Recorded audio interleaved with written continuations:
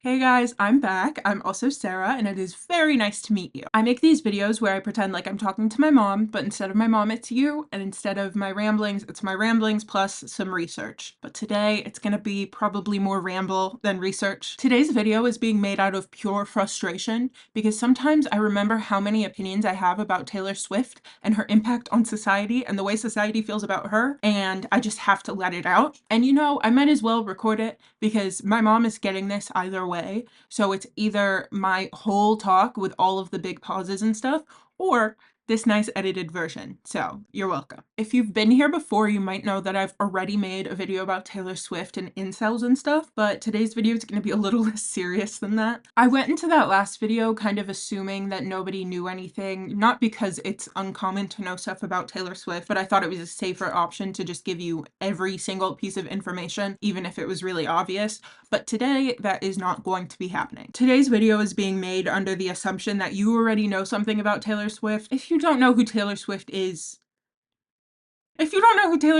I don't know how to help you. Go on the internet. If you've never had access to that, I don't know how you're watching this video. It's gonna be more about the criticisms of her instead of like her as a person. So if you've been online within the past 3 years, then you're probably fine. I'm gonna preface this by saying that I don't think Taylor Swift needs me to defend her, nor does she need anyone to defend her. She is a grown woman who is very popular, so she can do that herself if she wants. This isn't really just about Taylor Swift, but it feels like there's some sort of misinformation about her and some things are framed incorrectly. So I want to have a conversation about that. Taylor Swift is also a very rich and very powerful woman, so it's not like she actually needs my help for anything. So this is just going to be for my sake because I'm frustrated. Also, because I'm talking about Taylor Swift, I do have to say this. The Taylor Swift fans who like dox people and stuff are bad. I think that's just common sense, but sometimes people equate any defense of Taylor Swift to Swifties like that, and I don't think that's fair. I mean, the Barbs are kind of scary, and BTS Army is scary, and there's a lot of fandoms that are scary, but Taylor Swift is probably, again, one of the most famous people on the earth right now,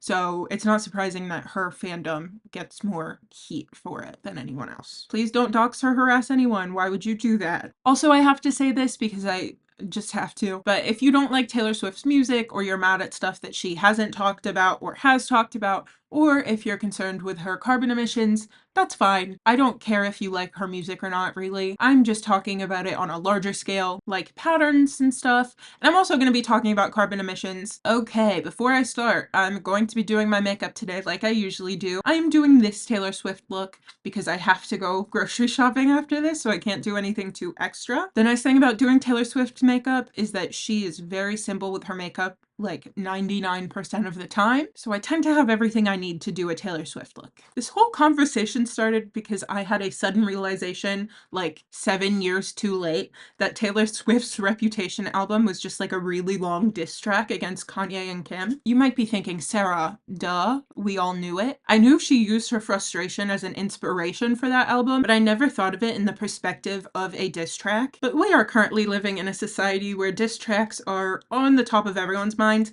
and I somehow ended up with my entire YouTube Shorts algorithm being about rap. I am not a big rap listener, nothing against rap, but that's all I'm seeing right now.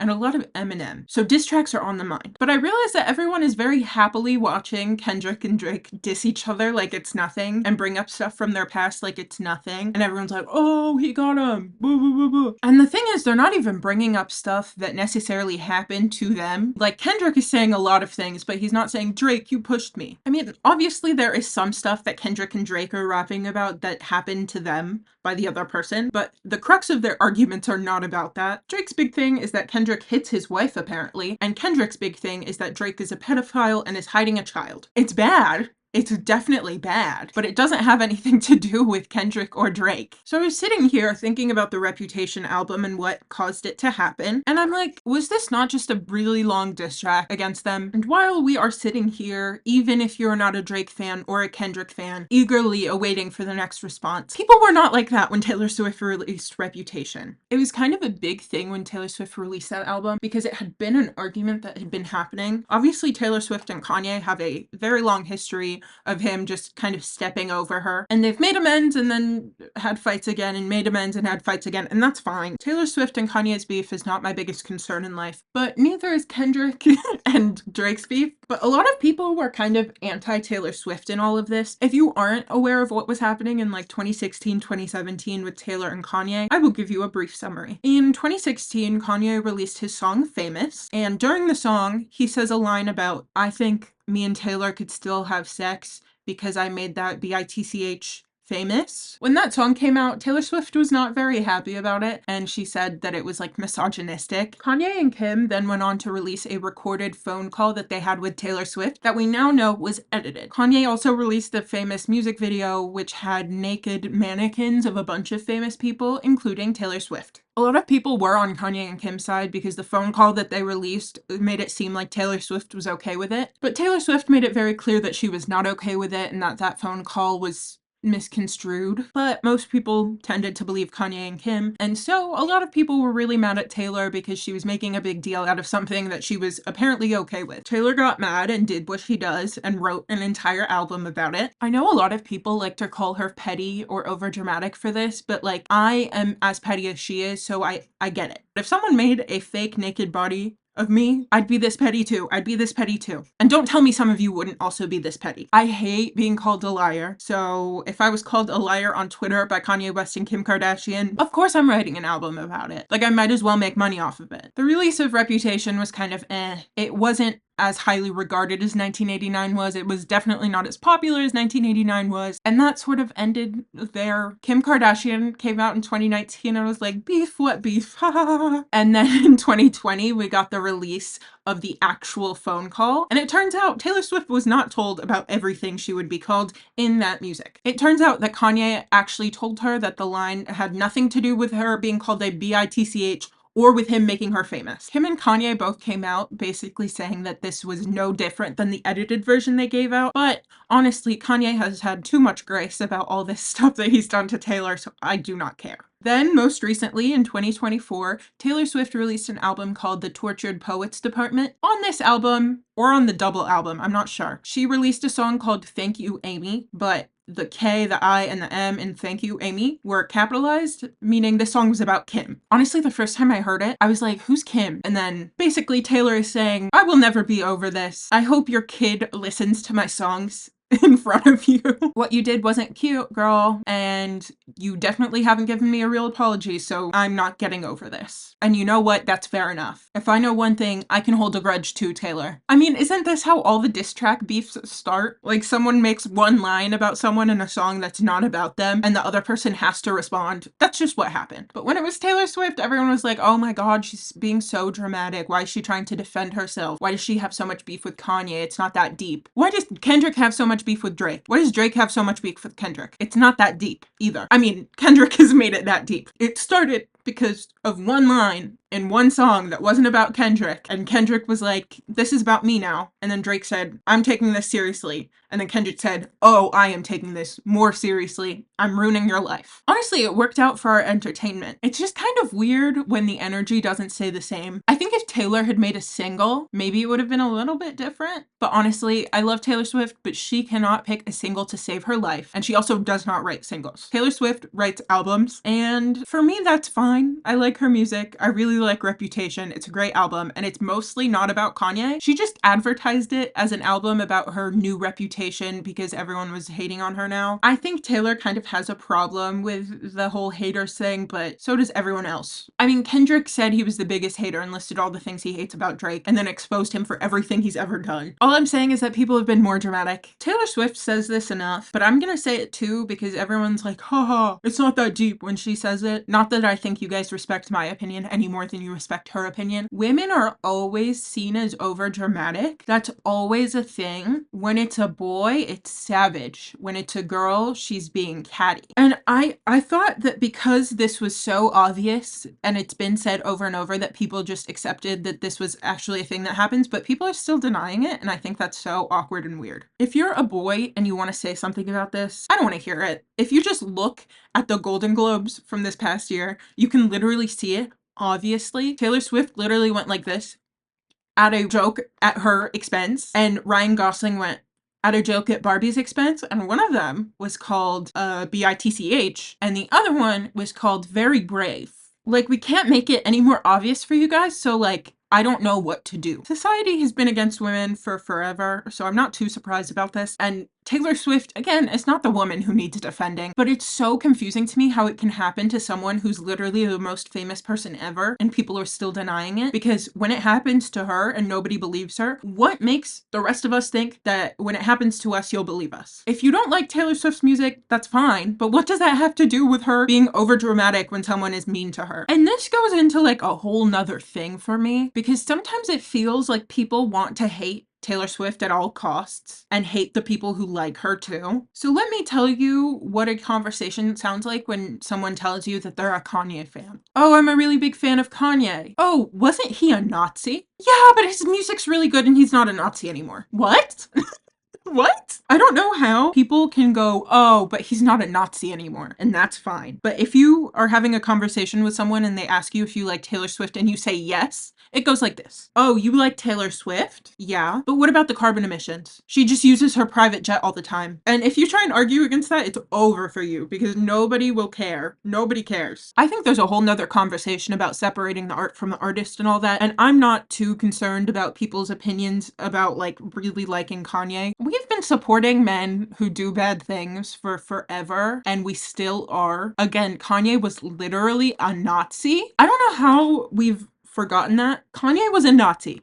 Travis Scott watched people literally die in front of him and encouraged the bad behavior. Chris Brown is literally an abuser, but all of these men are still fine. They're still cool. Drake has been texting minors for forever. Forever. We've known. We watched his weird relationship with Millie Bobby Brown, but you guys still listen to his music. And people have been excusing men's bad behavior for forever. Ever. And blaming it on women instead for forever. Who broke up the Beatles? Was it the four boys being really catty and weird and having little beef with each other and not having any communication skills? No, it was Yoko Ono. If being in a relationship with someone is enough to break up their entire career, you are magical. John Lennon is another literal abuser that we've known about for forever too, but he's a musical icon. Half the bands that we wear band t-shirts of were made up of men who were dating and sleeping with like 14-year-old girls publicly. I mean, Elvis literally met Priscilla when she was 14 and took her away and married her. I do not support Taylor Swift's carbon emissions, but I understand them to an extent. And I also understand that the information that people have been putting around isn't actually true. Let me read out the celebrities in 2023 with the top private jet emissions. Travis Scott, the man who watched people die, but we kind of just got over that. Kim Kardashian, Amy herself, Elon Musk, that's not surprising, Beyonce and Jay-Z, Bill Gates, Steven Spielberg, Tyler Perry, Leonard Blavatnik, Kylie Jenner, and Celine Dion.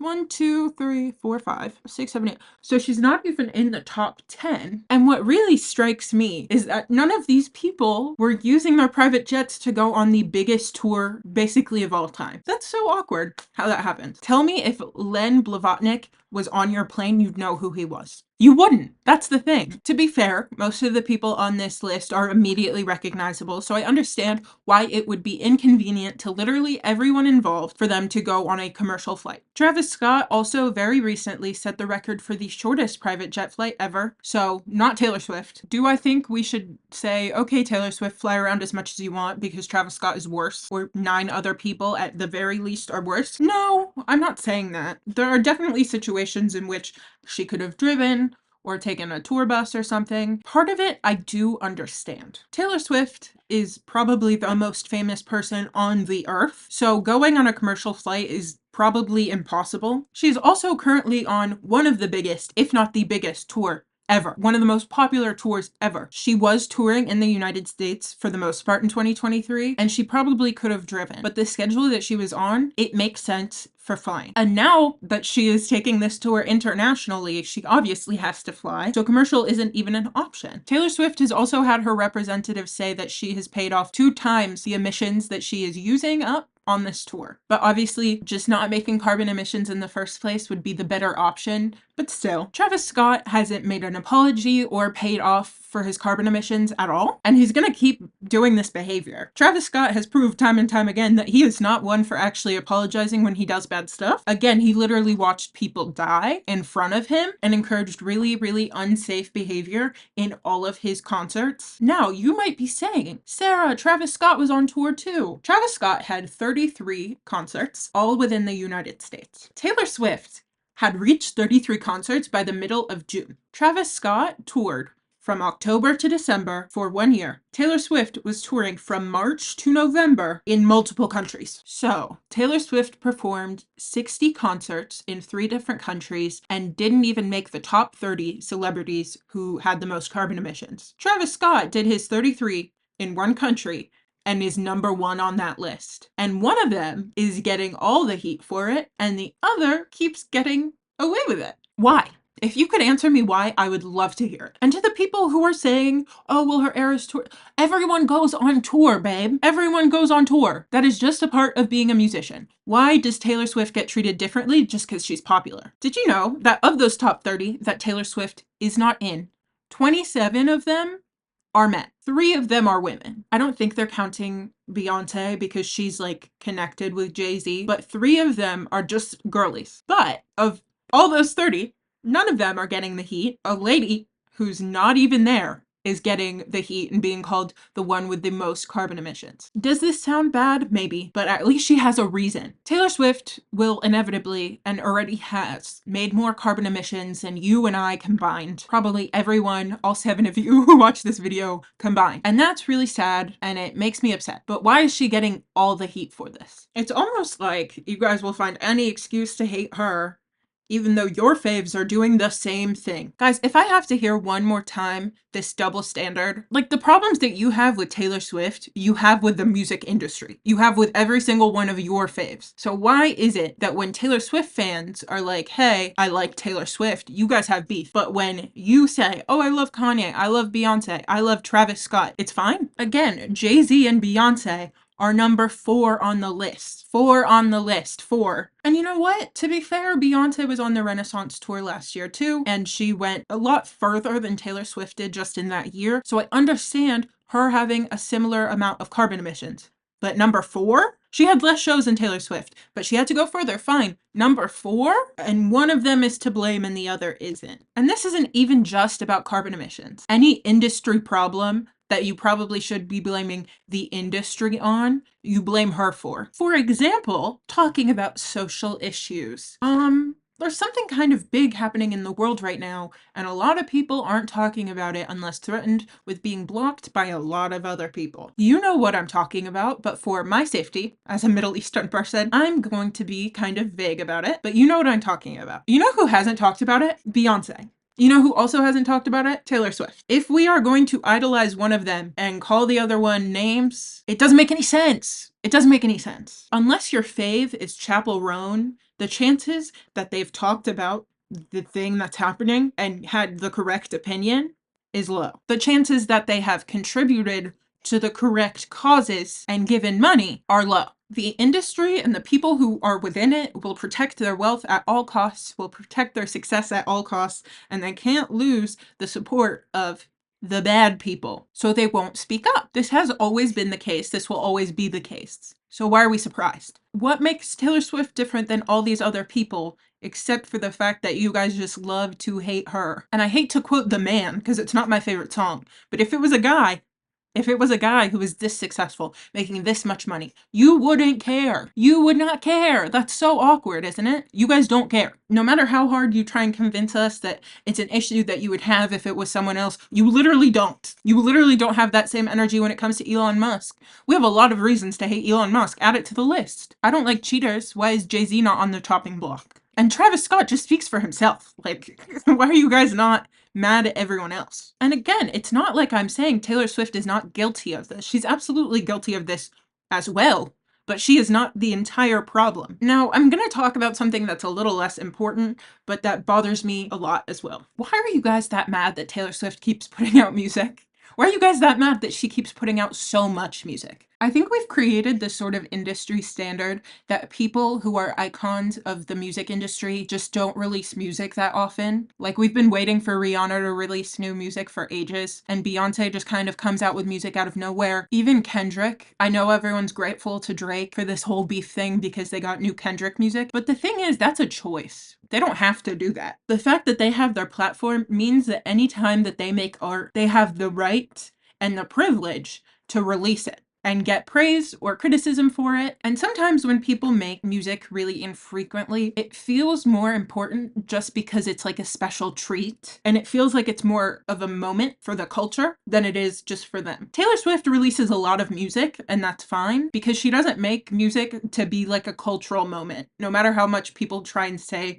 that that's what she's doing. Taylor Swift releases music for her fans and for herself. I don't think that's a problem. You guys will get so mad at Anthony Fantano for giving your fave a low score. As soon as it comes to Taylor Swift, you guys all think that you're completely right about all of her music. Taylor Swift likes to be famous. She likes being famous. And I don't think that's a problem. A lot of people who are famous don't like being famous, and they have a lot of issues with fame as a concept. And that's fine too. You don't have to like it. And liking it doesn't mean that you have to like every aspect of it. That's fine. That's a good point. But you also don't have to pretend like you hate it. For me, at least, I think it's really cool when people know they're famous and seem grateful for it. I think not acknowledging that you're famous sounds really tone deaf, like being like, I'm just a regular guy. No, you're not. You're not. You're famous. Everyone knows who you are. You have more influence. Taylor Swift, for the most part, I think, seems like she knows how famous she is and seems like she's ready and willing to acknowledge that. A lot of other celebrities are not like that. And you can acknowledge that you're famous without liking it, but she just seems to like it, and that's fine. Taylor Swift has always been someone who is in the public eye a ton. She's always kind of made it very clear who she's with, what they're doing, if they have a breakup, and that's also not a crime because you know all of you want to hear about it. It's not like you're sitting there and going, Taylor, this is none of our business. Why are you telling me? You're eating it up. You're eating it up, even if you don't like her. She knows she's a public figure. She knows. She's not hiding it. Some people try. Some people try, and that's fine too. Taylor Swift never has tried to hide that much about her life until like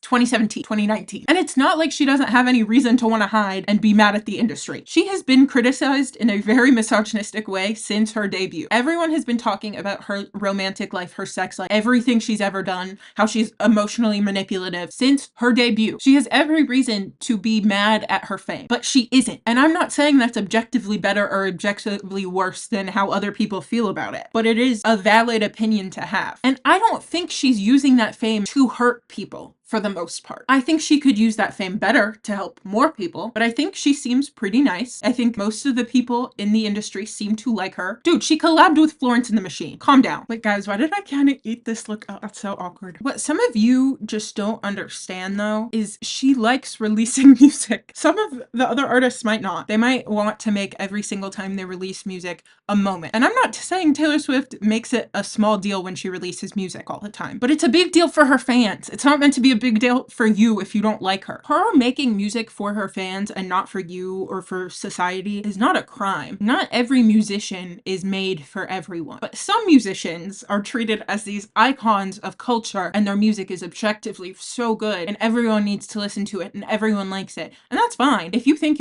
your favorite artist is like the best artist ever, I have feelings about that for some artists. Sometimes I feel that way about Taylor Swift, but again, she's not for everyone. Why do you think she needs to be? I don't know why it's like a personal affront to some of you that she is not trying to be the best ever. And the thing is, some of you seem to think that she says she's the best ever. Taylor Swift, for the most part, is not that conceited. You guys just like to make it up in your head because she has the biggest concert ever. Taylor Swift doesn't force anyone to go to the concert. People sold out those concerts on their own. If she didn't know she could book those giant arenas, she wouldn't book those giant arenas. She would be wasting her money. She knows people like her music. She knows some people really, really like her music. You know, some people are stans. Just how Beyonce knows some people are stans, and Nicki knows that some people are stans. Why is it a crime to make music for them? Sometimes I think some of you have a fundamental misunderstanding of Taylor Swift's talent and intentions. She made 2 albums that were widely acclaimed in 2020. Folklore and Evermore, a lot of people like them, even people who didn't like Taylor Swift's other music. She knew that those albums were successful, and she also knew that those albums were considered some of her best work objectively, and then she made Midnights. If she wanted to please everyone with her music, she would make more Folklore and Evermore. And now when you guys say she can't write because of Midnights or the Tortured Poets department, you guys forget Folklore and Evermore. Taylor Swift can write, but pop is a fundamentally different genre. None of you guys are looking at the song Espresso or Nonsense for their writing, because Espresso is not a perfect pop song because of its writing. It is a perfect pop song because it understands pop. Some people don't understand pop. Pop songs are not always meant to sound like Folklore or Evermore. And because Taylor Swift made Folklore and Evermore, it doesn't mean she can't go back to pop music. Like, who cares? Why do you guys care so much? In sum, keep the same energy. You guys need to keep the same energy and stop being hypocrites, because you know you're being hypocrites. Maybe you actually thought Taylor Swift was the #1 carbon emissions girly. She's not even top 30. So treat Travis Scott, treat Beyonce, treat Kim Kardashian, treat Kylie Jenner with the same energy. You guys won't, because it's much easier to hate Taylor Swift. Why? Because people have been hating on people who make stuff for girls for forever. One Direction was a joke. Twilight, joke. Hunger Games, even, joke. Things that are made for girls and women, specifically teenage girls, have always been made fun of. They've always not been taken seriously. Taylor Swift is the epitome of the music made for teenage girls. And that's okay. You're allowed to make things for teenage girls. I will happily make things for teenage girls because I think they're a great demographic who predicts the culture. Teenage girls and Black queer people are the culture. So yeah, I think there's some sort of like latent misogyny in all of this. Not just because people are misogynistic against Taylor Swift, but misogynistic against content made for women, content made for girls. Our taste is not any less valid than yours, and neither is any Taylor Swift fan. They are allowed to like what they like. Taylor Swift is not untalented, and I hate when you guys pretend like she is, because you know she's not, because a lot of you liked her writing. You've liked her writing before, and don't lie and say you haven't shake it off. Don't lie and say you haven't sang 22. Taylor Swift can make good pop, and Taylor Swift can write really good lyrics, and she maybe doesn't have to do that at the same time, even though she sometimes does. But you guys are so stuck in this belief that anything that has ever been made for teenage girls, aka Taylor Swift's pop career, is a bad thing. So to everyone who said that she was too obsessed with the man, Jake Gyllenhaal, who she dated at 19, I guarantee you've seen the TikTok trend where girls talk about thinking that the man that they dated at 19 is evil, even if they're not 19 or 20 or 21 or 22 anymore, even if they're older. It's a thing. And to everyone who said that she was too attached to Matty Healy because he was a 2-week-long situationship, tell me your friend has never told you a story of how her situationship breaking up hurt more than a breakup with a partner who was with her for 6 years. You've never had someone who was always a possibility in your head, and then when that possibility finally ran out, you were heartbroken. That never happened to you. Taylor Swift writes music about things that have happened to her for people who have also had those things happen to them. If you don't want to listen to music about that, just don't. But it's not a crime to want to. And it's not a crime to relate to someone who's in a different tax bracket from you. That's not a crime. It's not a crime for her to want to be relatable to people. Yes, she's famous, and yes, she acknowledges that, but like, she also dated some guy at 19 and was mad about it. And she also had some guy lead her on for years and years and then was heartbroken when she actually had her chance with him. Okay, those are like common things. You're not better than her because you think that you have better taste. You're not better than people who like her because you think you have better taste. You're just a hypocrite. You'll find that most normal people who like Taylor Swift also like other artists, and also don't care if you like other artists. But it is a little annoying. It is a little annoying when you guys are hypocritical. So stream LOML, Love of My Life or Loss of My Life. It's really good and it makes me cry. Listen to Taylor Swift if you want, or don't if you don't want to. But if you've never actually given her a chance, maybe give her a chance. Swifties who dox people, please don't do that. I don't appreciate it because you're ruining it for the rest of us. Travis Scott, if you're watching this, stop taking your private jet everywhere. Taylor Swift, Beyonce, and all other very prominent celebrities, talk about it and be on the correct side. Talk about it. Don't listen to Selena Gomez. Talk about it. Oh, and to you, like and subscribe if you'd like. And that's all. I'll see you later. Bye.